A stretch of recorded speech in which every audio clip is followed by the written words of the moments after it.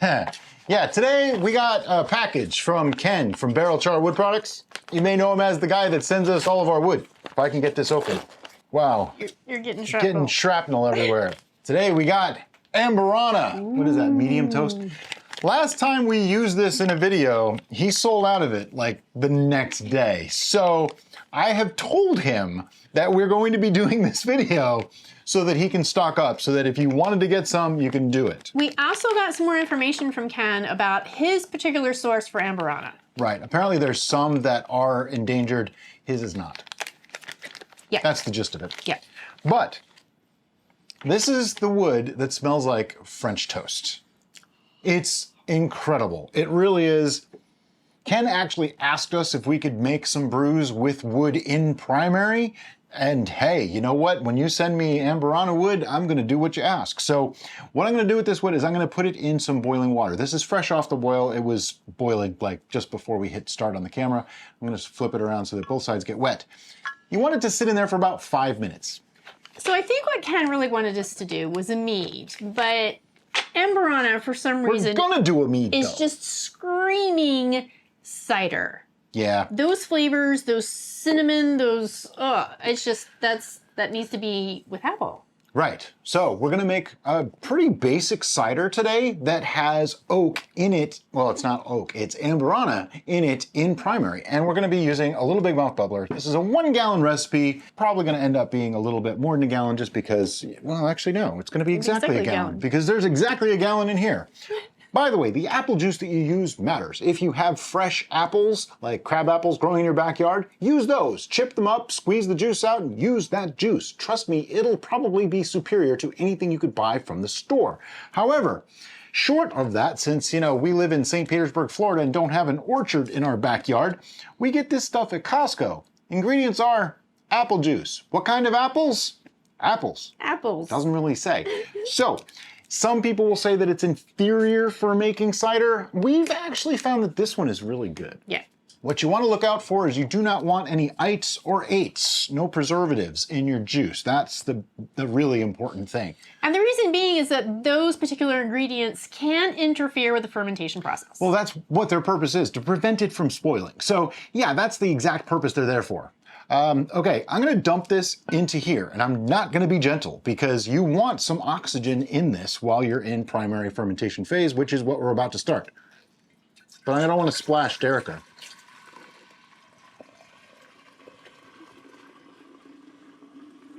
Look at that oxygenation right there. Do not fear the foam. But as it gets low, it gets harder to do. All right. Got our apple juice in there. The next ingredient that I'm going to add, we were considering leaving it out this time, and it's some yeast nutrient. But because we're using wood and this stuff isn't super cheap, I don't like to waste it just in case something went wrong. We are using 1.5 grams of fermento in a little bit of water, just, you know, extra insurance. And we're just like going all out here. Do we want to take a gravity reading before you put in these?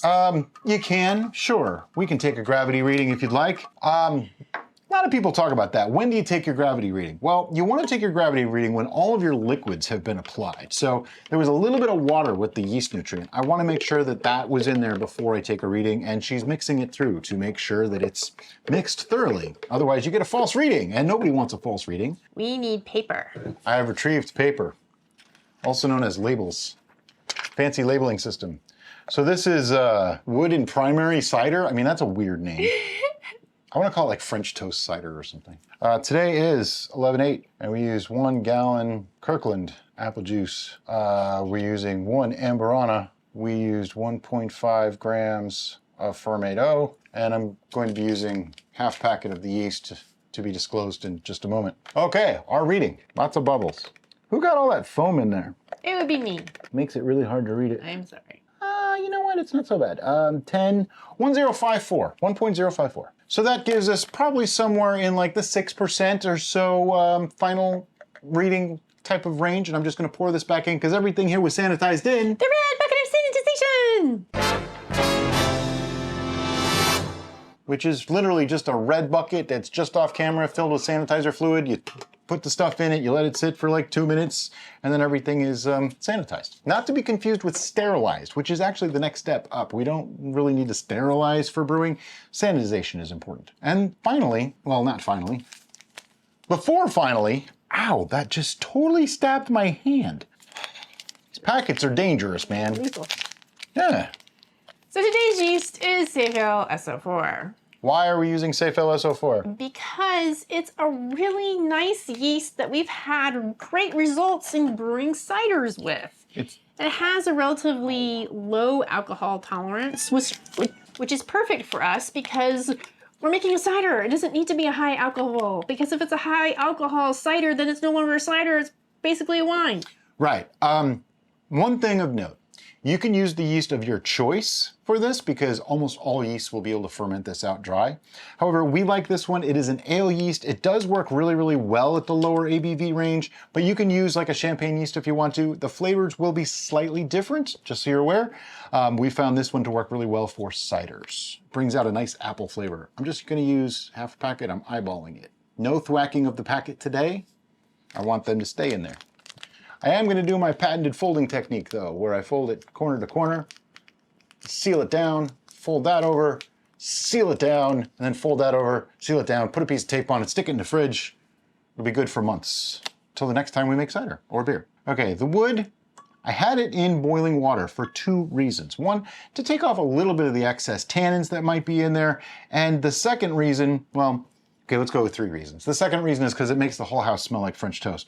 The third reason is it sanitizes it slightly. Now, in case you're curious, yes, I'm touching it with my hands that have been in sanitizer fluid like all day, okay? So, yeah.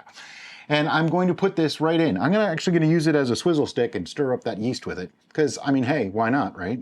And then just drop it in. And now, put on our lid, put on an airlock, and the reason for the airlock, very, very important. This is going to produce gases as it starts to ferment. Those gases are going to go up this side, come down into that side, the side closer to Derica, forcing the liquid up into the side closer to me and out. It works kind of almost like the exact opposite of the trap in your sink. You want the gases to escape, not be trapped inside, but it also prevents fruit flies and other bugs from getting down inside. There's been some talk about the sanitizer fluid itself, okay? Yes, we did a video where I read the packaging for Star San and it said it's no good after like an hour or 2. Yeah, I know, a lot of people are asking, what about use in airlocks? Well, I've never heard of anybody that had a problem in their airlock, including us. And that means like, over 100,000 people have been doing it this way and nobody's had a problem. So, and I believe the primary reason why there hasn't been a problem is that this zone doesn't have to be sanitized. It just has to kill bugs. Right. So even though it's not sanitizing this area, it's still killing off any bugs that would try to get through there. So I think it's still effective for that purpose. But I wouldn't trust it as a sanitizer after several weeks. Another thing I'd like to point out is you may have noticed that we have a significant amount of headspace, and some people have shown concern in the comments about that. This is a brand new fermentation. This is primary fermentation. You could have it this low. And as long as those yeasts start doing their job, they're gonna be creating so many gases and pushing all that stuff out and bubbling out your airlock that headspace really isn't an issue in primary. Yeah, what she's getting at is carbon dioxide, which is the primary gas they produce, is heavier than oxygen. So as that's produced, it's going to force the oxygen out of the airlock. The CO2 stays in there. CO2 laying across the top of that brew prevents oxygen from getting to the brew, which prevents vinegarization, prevents bacterial infections, prevents mold, things like that. So yeah, it really doesn't matter in primary fermentation. Now, once this is done, different story. Yes. But that'll be in the next episode. So what we're gonna do now? We're gonna let it sit. She got me. Okay, so it's been like a week, and even before I unscrewed the lid, the airlock activity had slowed down a lot. But let's remove the lid and do our first check. Visual inspection as well as olfactory inspection. Somebody actually gave me a hard time because I said visual inspection and I smelled it. I kid you not. People make fun of us for the weirdest things. But yeah, I mean... Use all your senses. Yeah. Probably not touch, though. You probably don't want to get your fingers in there at this point. Wow, look at that. That is pretty. It is pretty. It smells incredible. It literally smells like a spiced apple cider. Okay, it's at 1.002. Does that mean it's done? No. Maybe. Maybe. It means it's at 1.002. That's what that means. What she means by that is we're gonna let this go another week and see what it does, or at least a few more days. Ideally, you don't want to see any change because we are going to carbonate this. So I don't want to have a chance of over-carbonation, okay? That's what we're worried about. The fact that it didn't go completely dry makes me say, okay, maybe the wood had some effect, you know, that sort of thing. So we're just going to play it safe, wait another few days to a week, and see another reading. Okay, it's been 2 weeks since we took the first reading on this because we were sick. I know you're probably sick of hearing that, but you know what? I was sick of being sick, so there. So we're just gonna take the second reading and make sure this is really done. Yeah. It smells so good. I mean, we're pretty sure this is gonna be done, okay? That wasn't really a question. It's more of a... Verification. Yes. Thank you. That was the word I was looking for. It was at 1.002 last time, and it's at 1.002 this time. We're seeing that number a lot in our ciders using that Kirkland apple juice. I think there's some non-fermentable sugars right in that juice, making it go a little bit higher, because we've been 1.002 and 1.004. I just want to take this whole thing and just go glug, glug, glug, glug, glug, glug. It smells You would be so sick if you did that. that good. Is obnoxiously good smelling. All right, I am going to pour us some samples, and we're going to do our post-fermentation preliminary. Wow, it's super clear too. They gotta be equal in dignity. That's so we won't fight. Yeah, because we fight all the time. Okay, first, clarity. It's like a 12. It's super clear. It's so clear. There are a couple little things floating in it, so there was talk of possibly just going right to bottling. Yeah, I think we're gonna rack and let this sit. I wasn't sure I wanted to, but yeah. I wanted to jump the gun because it's just so. Okay, on the smell, I smell fresh apple juice. I smell pear. A little, but I get fresh apple juice and the cinnamon and some clove. Oh, and vanilla. Wow, it's amazing. It's like apple juice with all the like pumpkin spices in it. Yeah. It's like French Without toast. pumpkin. Wow. Okay, gotta taste it. I have to mentally prepare myself. I like it. I'd like it sweeter. It's a little... Okay, well, this is a cider, first off. This is not a wine. It's a little thin. Yeah. So I think we might end up adding a little bit more tannin. We'll use a little bit of wine tannin, maybe. Yeah. Yeah. And I think it needs a little bit of sugar. It just needs a touch of sweetness. Yeah. What do you think? Just a little nudge. Yeah, I mean, it's nice, but it does need a little bit. And this is something that we're trying to do, is to make things more perfect. Now, I'm thinking I do not want to carbonate this. Yeah. I think a little richer mouthfeel and a little sweetness with the flavor profile that's already there. I think this will be just mighty fine. Yeah. I don't know why I put just in there because there's no I mean, just about this it. This is 3 weeks old. I'm not tasting any youngness here, but it is quite dry. I mean, it's 1.002. Maybe bring it up to like a 1.006 or 1.008 to make those. Because the thing is, when you have those spices, if you don't have a little sweetness, they can come across as kind of astringent. Yeah. So a little bit of that, but I do think it's a little thin. Could use a little bit more mouthfeel too. So yeah, but that's probably the best apple flavor we've gotten in an apple cider in a long time. Yeah. Fantastic apple flavor. That's really amazing. All right. So what vessel are you going to put this in? Is this a full gallon or is this That's a full gallon closed mouth. Okay. And since we're just going to be adding a little bit of sugar, let's rack to a pitcher. Okay. And do the flavor and adding, because we got to do a couple of powders in there. So we're going to rack this to a pitcher. Be right back. All right, we racked it. We have almost a full gallon. So next we're going to add some sweetening and we're going to add some tannins to it. Now the tannins, they're kind of a thing that will settle over time. They'll add a little bit over time. We're going to put it right in right now. I'm just going to use the bare minimum. It doesn't need a lot, and that is a 1/4 teaspoon per gallon. So I have here a 1/4 teaspoon. It's going to cloudy it up just a little bit, but I think that'll all settle out in the end and it'll be fine. So there's our 1/4 teaspoon. If you would be so kind as to give that a stir, because it just goes right to the bottom. Yep. I don't know that it's going to affect the flavor much today, but as it does sit in there and mellow, it will probably do more. Can you please take a note? I'm going to take a note. And just because I know someone will ask, yes, we could have just made a cup of really strong tea and poured that in there too, and that would have worked the same. It would dilute it slightly, so I didn't really want to do that. Wine tannin works really great in situations like this because you can just add it right to the brew. It does tend to clump and kind of get like these strands that it forms. That's normal, don't freak out. Yeah, it'll settle over time, like I say. Okay, next is the addition of the sugar. Now this is where it's to taste. Yeah. So to say we're going to put in this much or that much is really, really difficult to say. I'm going to probably put in 1/4 to 1/2 cup to start with. I think that's probably plenty because I only really want to raise this a few points. So I might even only go like 1/4 cup. And we'll give a reading at the end. I know we've forgotten to do that a couple times. We'll take a reading at the end to see what that actual final gravity is and go from there. That was probably 1/4 cup, maybe slightly over. Now, one thing about adding sugar, we could have used a non-fermentable sugar, and that way we don't have to do the extra step of pasteurization, but we are going to pasteurize this, and I'm actually going to make a separate video just for an open container style pasteurization using a sous vide.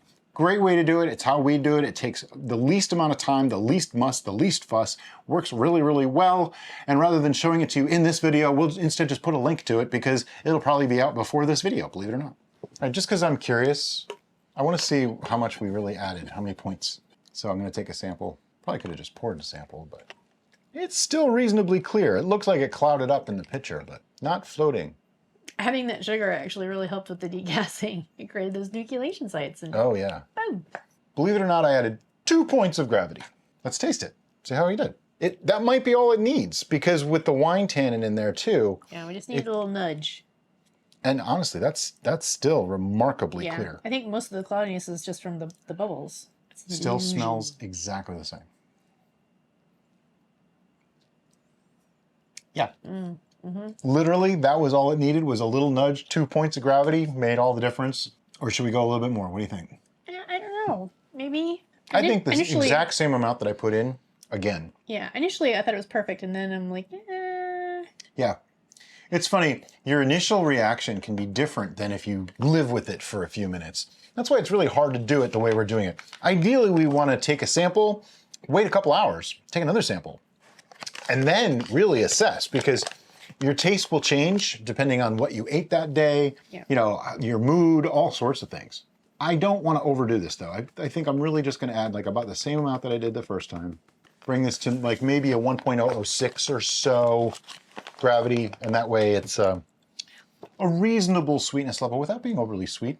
Don't want it to be overly sweet. Yeah, I also think the tannins are going to meld better with time, so we're not really getting as much of the mouthfeel as... True, but also the tannins will actually lessen the amount of sweetness we feel. So going a little bit more than we might think, you know, 2 points of sweetness is nothing, okay? But it does, you can taste it. I mean, there was a difference. It's the little things. Oh, I think it's already dissolved. Okay. Let's taste it first. Yes.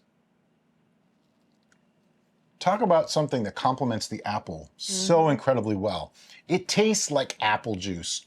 A little bit of a hit and some spices. Yeah, that's good. Really nice. I like it. I think that's spot on. All right, so now let's take a reading. Probably literally like 1.006. Like I don't think it's going to be any higher. It keeps going to the side. 246. Yep, 1.006. Spot on. So 1.006 is our final gravity. Okay, so to summarize, what we're going to do now, we're going to rack from this pitcher into this fermenter. That fermenter is going to go into the sous vide. We're going to pasteurize it. We're going to show you that in a separate video, like we said, and we're going to let it sit for about a week, maybe 2, to clear out fully and to, you know, get rid of any extra sediment that might have settled out. Then we're going to bring you back, rack it again, give you a final tasting. See you then. All right, so it's been 9 more days. We have pasteurized this. It's been sitting in a fermenter all this time. Time to rack it to a pitcher, taste it, see how it's doing. You might be curious, why am I racking it to a pitcher? It's done, everything about it. Well, it's because our pitcher has these lovely, hear that? Raised numbers on it. So I know how much is there, so I know how many bottles I need. Also, sometimes pasteurization causes some solids to fall out of suspension, which is why we utilized the full fermenter pasteurization technique.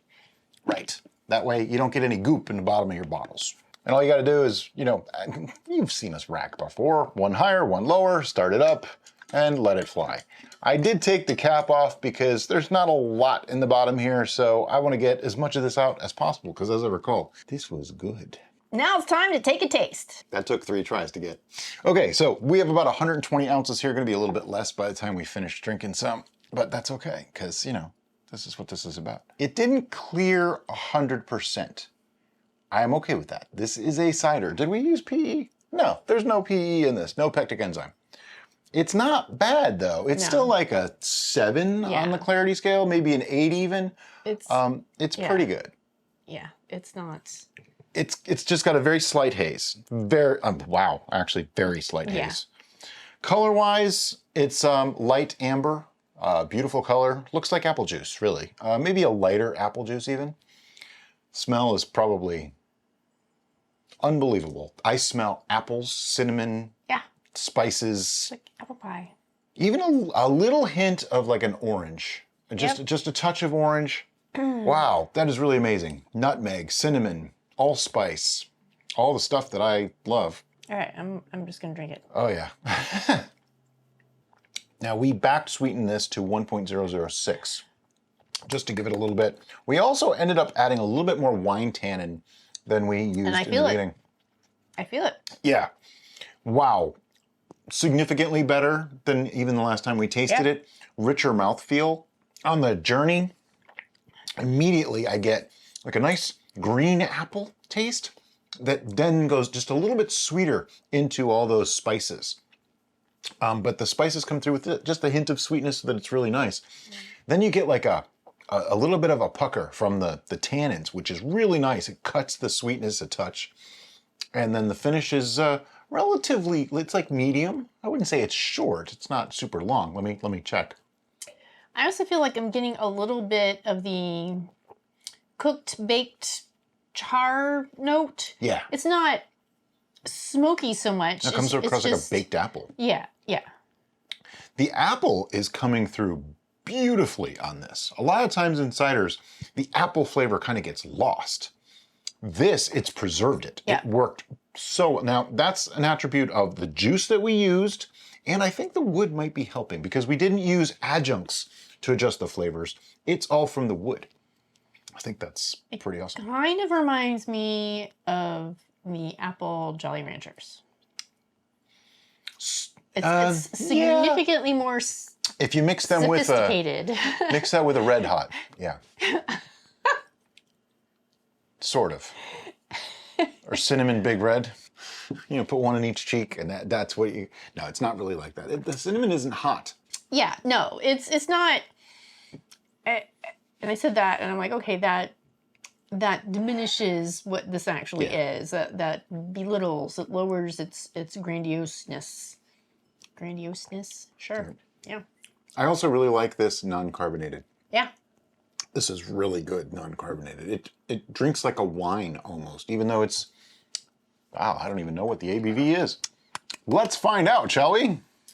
It reminds me of a really good, high quality, what we in the United States would call cider, which I believe they refer to as cloudy juice. Something like that. Or something like that. You say they, you mean like some Europeans. Yes. Yes. Not everyone.